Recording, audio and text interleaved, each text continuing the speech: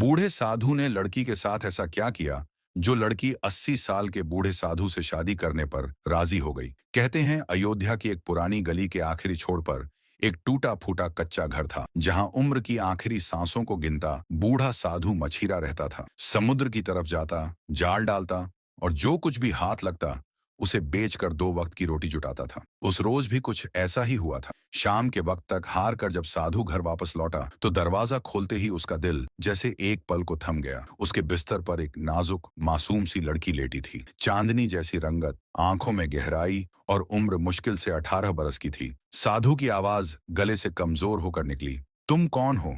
मेरे घर में क्या कर रही हो? और ये मेरा बिस्तर है, क्या तुम्हें कोई शर्म नहीं? लड़की सहम कर उठी। उसकी आंखों में एक अजीब सी मासूमियत और डर था। उसने धीमी आवाज से कहा, पाकीज़ा, पर सब कुछ जान जाओगे, बस मुझे अपने पास रहने दो। साधु तड़प गया, क्या बकवास है ये? मैं तुझे नहीं जानता, न कोई रिश्ता है मेरा। तू एक जवान लड़की है और मैं 80 साल का एक बूढ़ा हूँ। ये नामुमकिन है, निकल जा मेरे घर से। लड़की के चेहरे पर आंसुओं के कतरे आए। वो फौरन उसके पांव में गिर पड़ी। तुम जो भी कहोगे करूंगी, बस मुझे यहाँ रहने दो, तुम्हारा हर काम करूंगी। साधु का दिल पसीज गया, लेकिन वो अभी भी दुविधा में था। मैं एक गरीब साधु मछीरा हूँ, मुश्किल से खुद का पेट भरता हूँ, तुझे क्या खिलाऊंगा? लड़की ने बड़ी ठहरी हुई नजर से उसकी तरफ देखा। आप हाँ कहो, सब कुछ खुद ब खुद ठीक हो जाएगा। साधु ने लंबी सांस ली और थक कर बोला, ठीक है, रह ले। लेकिन उसकी बात अधूरी रह गई, क्योंकि लड़की ने एक और अजीब शर्त रख दी, मगर पहले आपको मुझसे शादी करनी होगी। ये सुनते ही साधु जैसे पत्थर बन गया। क्या कहा तुमने? शादी? उसकी समझ से ये सब बाहर था। एक बहुत खूबसूरत लड़की जिसे वो जानता भी नहीं, उससे शादी करना चाहती है। बहुत सोचने के बाद साधु मान गया और फिर उसी कच्चे मकान के एक कोने में एक बूढ़ा साधु मछीरा और एक जवान रहस्यमयी लड़की, साधु और लड़की की शादी के अटूट बंधन में बंध गए। उस रात साधु ने बहुत देर तक नींद की कोशिश की, लेकिन हर बार दिल में वही सवाल घूमता रहा, ये लड़की कौन है? क्यों आई है मेरी जिंदगी में? साधु बैठा हुआ चुपचाप लड़की को देख रहा था। उसे शादी की कोई खुशी नहीं थी, न कोई उम्मीद, बस एक बेमिसाल हैरानी थी जो उसके दिल को मसल रही थी। कहीं ये ख्वाब तो नहीं? वो मन ही मन सोचता रहा। सुबह की पहली किरण भी पूरी तरह जमीन पर उतरी नहीं थी कि साधु ने अपनी छोटी सी नाव तैयार की दरवाजे के पास पहुंचा ही था कि मछली पकड़ने जा रहे हो। साधु मुड़ा और देखा, लड़की वहां खड़ी थी, आंखों में वही रहस्य भरा रूप। हाँ, उसने रूखे लहजे में कहा, मगर पता नहीं किस्मत में क्या लिखा है।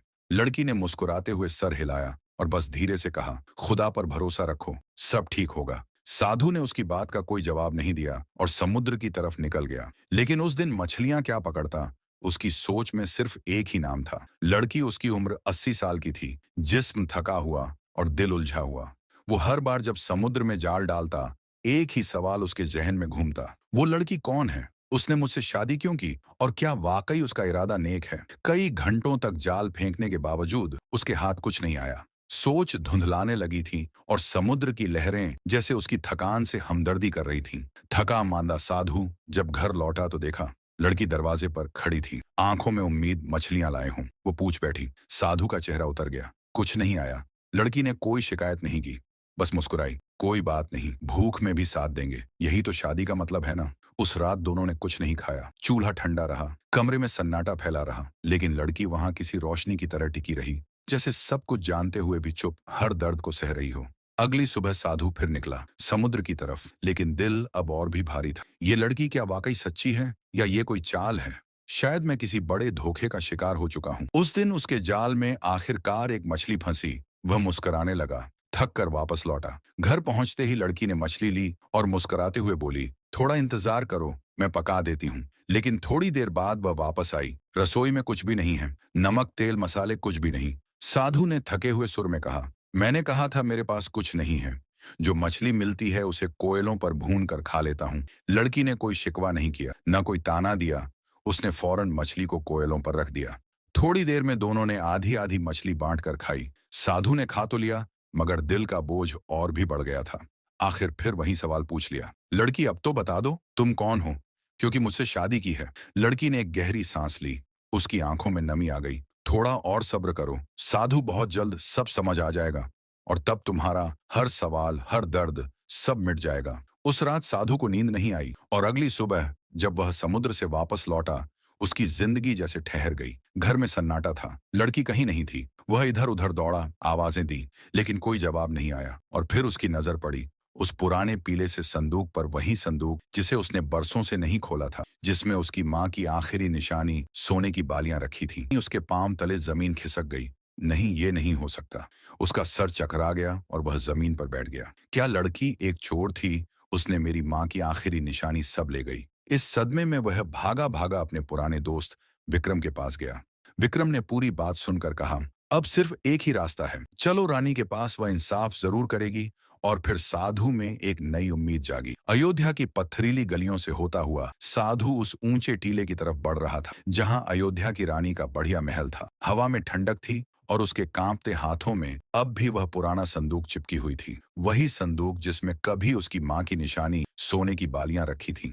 महल के दरवाजे पर दो लंबी तलवारों वाले सिपाही खड़े थे। साधु उनके सामने जाकर रुका और धीमी थकी आवाज में बोला, मुझे रानी से मिलना है, बहुत जरूरी है। एक सिपाही ने उसे ऊपर से नीचे तक देखा और हंस पड़ा। रानी से? तुम जैसे फटे हाल बूढ़े को? लेकिन तभी दूसरा सिपाही बोला, रुको, रानी ने आज दरबार आम लोगों के लिए खोला है। कुछ सवाल जवाब के बाद साधु को महल के अंदर भेजा गया। महल के अंदर का मंजर उसके लिए ख्वाब से कम न था। ऊंचे गुंबद फर्श पर बिछे लाल कालीन, दीवारों पर चमकते आईने और हजारों दियों की रोशनी। बीच में कमल जैसा सुनहरी तख्त था जिस पर बैठी थी अयोध्या की रानी। चेहरा नकाब में ढका हुआ था, सिर्फ उसकी गहरी ठहरी हुई आंखें दिख रही थी। दरबार का वजीर बुलंद आवाज में पुकारा, साधु बिन रघुनाथ, अपनी बात रखो। रानी के सामने बूढ़ा साधु धीरे धीरे आगे बढ़ा। आवाज भारी थी पर टूटी नहीं। रानी साहिबा, मैं एक बूढ़ा मछीरा हूँ। 2 दिन पहले मेरे घर एक लड़की आई थी। वो बहुत खूबसूरत थी, पर उसने मुझसे शादी करने की जिद की। मैंने लाख मना किया पर वह न मानी। शादी हुई और फिर 2 दिन बाद वह मेरी माँ की आखिरी निशानी सोने की बालियां लेकर गायब हो गई। सारा दरबार साखित रहा।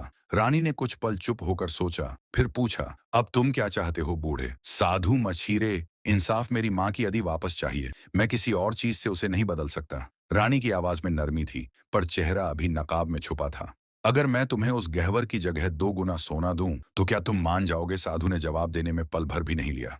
नहीं, मैं सिर्फ वही निशानी चाहता हूँ, मेरी माँ की आखिरी पहचान थी। वह रानी कुछ पल खामोश रही, फिर बोली, तुम्हारी बात को संजीदगी से लिया जाएगा। दरबार आज से मुलतवी होता है, तुम बाहर इंतजार करो। साधु कुछ कहना चाहता था लेकिन पहरेदारों ने उसे इशारे से बाहर भेज दिया। महल के एक बाहरी हिस्से में एक छोटा कमरा उसे दिया गया। रानी किसी आम आदमी को महल में रात ठहरने नहीं देती है। उस रात साधु को नींद नहीं आई। सुबह होते ही दरबार फिर सजा। साधु को दोबारा बुलाया गया। इस बार दरबार की फिजा पहले से अलग थी, कम लोग थे।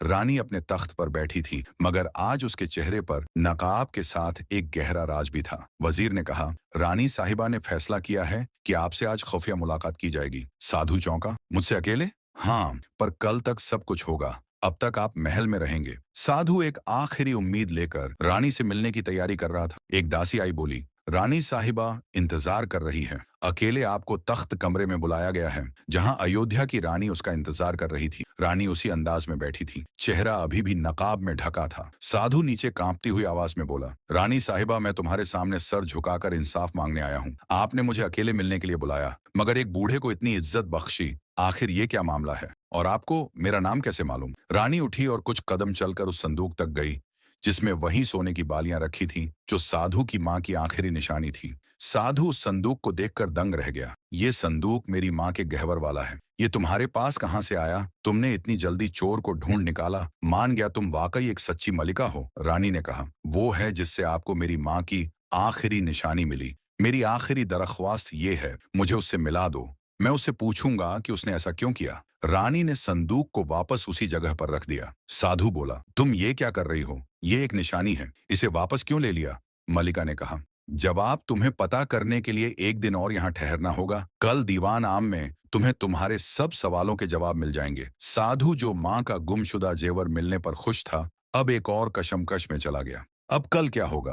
क्या कल सवालों का जवाब मिलेगा? अगली सुबह साधु दीवान आम में पेश हुआ। रानी की आवाज गूंजी, धीमी मगर सदारत भरी, अब तुम क्या चाहते हो? इंसाफ। मेरी माँ की आखिरी निशानी लौटा दीजिए, वो मेरी जिंदगी की वजह थी। रानी ने कुछ देर खामोशी से उसे देखा, आंखों से उस नकाब के पीछे से, फिर धीरे से अपने नकाब को हटाया और साधु के होश उड़ गए। वो चेहरा, वो आंखें, वो मुस्कान, वो कोई और नहीं, लड़की ही थी, साधु की। टांगें कांपने लगीं, उसकी आंखें फटी की फटी रह गईं। लड़की, ये क्या मामला है? तू रानी है? महल की पूरी सभा साकित रह गई। रानी यानी वो लड़की अपनी अर्जी गद्दी से उठी और धीरे धीरे साधु के पास आई। हाँ, मैं वही लड़की हूँ। मेरा नाम सीमा है साधु। अभी ये रानी थी, मगर तूने मुझसे शादी क्यों की? मेरे साथ ये सब क्यों किया? लड़की की आंखें नम हो गईं। वो बात जो अब तक छुपाई थी, अब कहने का वक्त आ गया था। कौन थी लड़की? वाकई क्यों उसने साधु से शादी की? क्या राज था उसकी जिंदगी का और कैसे बंधा हुआ था?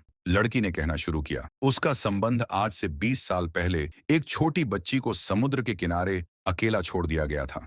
एक बूढ़े मछीरे ने उसे देखा, उसकी जान बचाई और फिर उसे एक यतीम खाने भिजवा दिया। उस वक्त शायद तुम्हें याद ना हो, मगर वो छोटी बच्ची मैं ही थी और वो बूढ़ा साधु मछीरा तुम थे। साधु, अगर उस दिन तुम मुझे वहां से न उठाते, यतीम खाने में मुझे पाला गया, पढ़ाया गया और धीरे धीरे मेरी किस्मत पलटती गई कि एक रईस बुजुर्ग ने मुझे गोद लिया और जब उनकी मौत हुई तो उन्होंने मुझे अपनी सारी जायदाद सौंप दी। मगर उस सारी दौलत में एक कमी रह गई थी। एहसान का कर्ज। एक गहरी सांस ली। तुम्हारा एहसान साधु। तुमने उस वक्त मुझे बचाया जब मैं इस दुनिया पर सिर्फ एक बोझ थी। मैं चाहती तो तुम्हें कुछ सोना दे देती, कुछ जमीन, मगर वो सब नाकाफी था। साधु की आंखों से आंसू बहने लगे। लेकिन तुमने मुझसे शादी क्यों की? क्योंकि अगर मैं सिर्फ एक लड़की बनकर आती तो तुम मुझे अपने घर न रखते।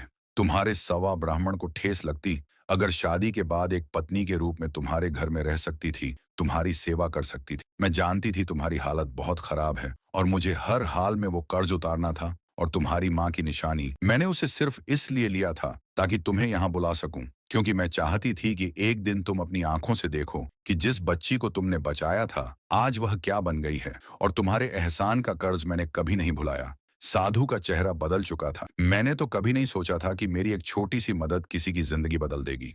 मदद नहीं, वह रहमत थी। तुम्हारी दिलदारी थी जो आज मेरी रूह की पहचान बन गई। वह बच्ची जिसे तुमने कभी मरते हुए समुद्र के किनारे पाया था, मगर अब उसके माथे पर ताज था और आंखों में दुनिया को बदल देने की ताकत थी। लड़की ने धीरे से साधु का हाथ थामा। साधु ने सर झुकाया।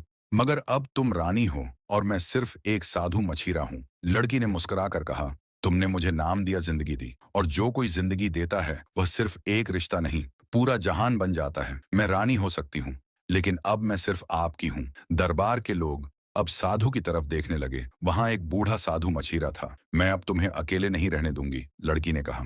इस महल का एक हिस्सा तुम्हारा होगा, हर सुख तुम्हारा, हर शाम तुम्हारी कहानियां। अब मैं तुम्हारी देखभाल करूंगी। साधु के चेहरे पर एक थकी हुई मुस्कान थी, वह मुस्कान जो बरसों की तकलीफों के बाद ही पैदा होती है। उसने जोर से सांस ली, जैसे सीने पर पड़ा बोझ आखिरकार उतर गया हो।